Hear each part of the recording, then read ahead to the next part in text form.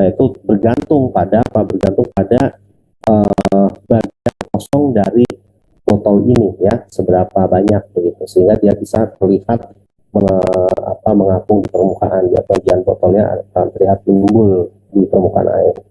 Dan yang terakhir di sini ya, di sini adalah induktor. Ya, ini adalah rangkaian resonansi dari satu induktor. Nah, pertanyaannya adalah bagaimana menjelaskan konsep induktor ini ya dalam konteks gerak harmonik sederhana. Nah, kalian perlu pahami di sini konsep induktornya sendiri. Ya, ketika induktor ini katakanlah rangkaian induktor ini diberi beda tegangan. Nah, bagaimana yang terjadi di sini? Ya, nah perlu kalian pahami ya. Saya sedikit memberikan clue-nya ya. Ketika ada arus mengalir di dalam induktor, maka kita bisa perhatikan induktor ini berbentuk apa? Lingkaran ya, melingkar seperti ini. Nah, otomatis di situ akan ada apa? Akan ada induksi ya, induksi elektromagnetik. Induksi elektromagnetik ini kan konsepnya adalah gelombang ya. Kita bisa nyatakan fungsi gelombang dari arus dan fungsi gelombang dari apa? Tegangan ya. Sehingga ini bisa kita jadikan sebagai ilustrasi gerak harmonik sederhana. Nah, di sini ya, kalau kita lihat ya dari persamaan yang lainnya, di sini ada L Q.2 plus Q per C sama dengan 0. Nah, ini sebenarnya merupakan apa? Ini merupakan persamaan gelombang ya, persamaan gelombang yang nantinya apabila kita solusikan menghasilkan solusi yang berbentuk fungsi gelombang begitu ya. Fungsi gelombang ini bisa dinyatakan dalam bentuk trigonometri ataupun eksponensial ya, eksponensial kompleks begitu. Oke, jelas ya. Jadi kalau ada tanda seperti x.2 tadi q.2 theta.2, ini merupakan turunan kedua terhadap waktu ya, kayak mx.2 ini adalah turunan kedua terhadap waktu ya.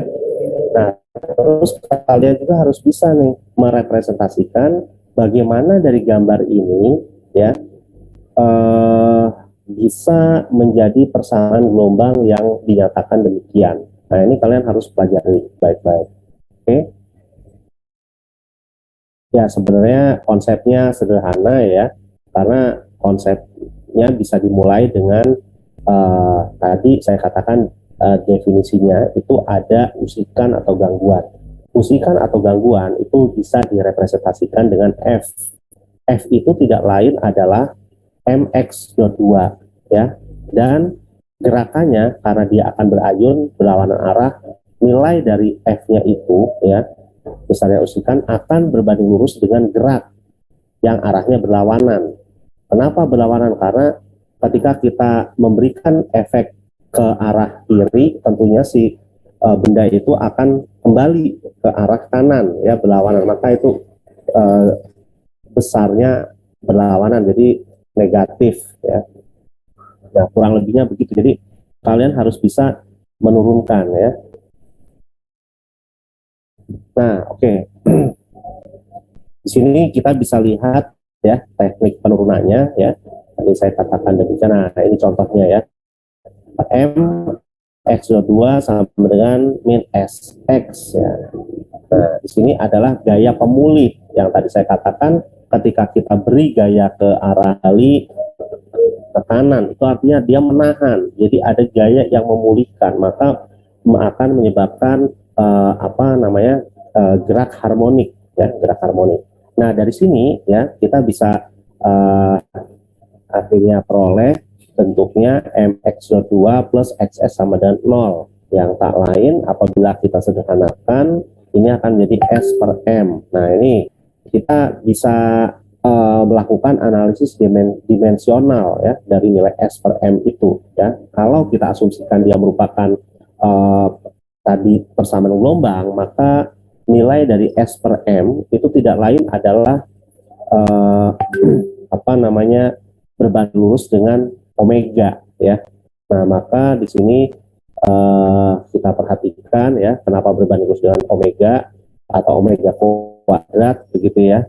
Karena kita perhatikan S per M-nya itu sendiri merupakan dimensi dari periode ya, periode.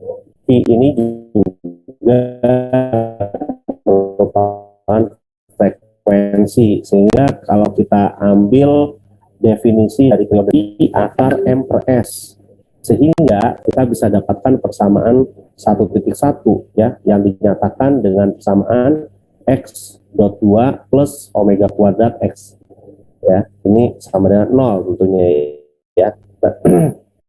Oke. Untuk memahamkan kalian ya lebih mendalam, nanti kalian coba cek problem 1.1 ya. Oke.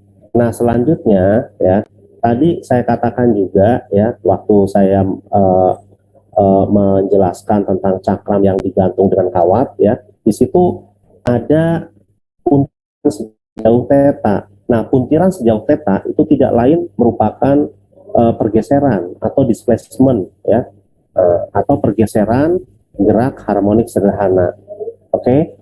Nah, sama juga dengan konsep gerak harmonik sederhana yang lainnya ya. Maka di sini kita bisa menurunkan ya dan mensolusikan besar dari pergeserannya ya. Tadi kan kita sudah memperoleh bentuk persamaan gelombangnya. Selanjutnya kita bisa menghitung ya besar dari pergeseran. Nah, ini adalah contohnya ya. Saya rasa cukup jelas ya penjelasan secara matematisnya di sini.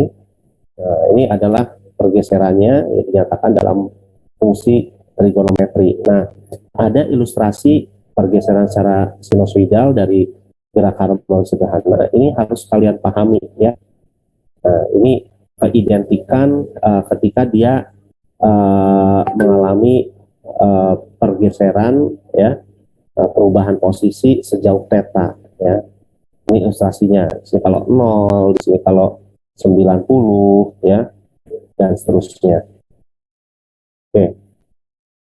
Karena jam 3 akan ada kelas lagi, kuliah yang singkat hari ini saya cukupkan. Nanti sebagai tugas tolong dikerjakan oleh kalian problem 1.1 ya, problem 1.3 dan problem 1.4. Itu bisa dikerjakan secara berkelompok ya. Mudah-mudahan kalian mencatat tadi tugas yang saya sampaikan secara lisan. Saya akhiri perkuliahan hari ini. Wabillahi taufiq wal hidayah. Selamat siang, salam sejahtera. Wassalamualaikum warahmatullahi wabarakatuh.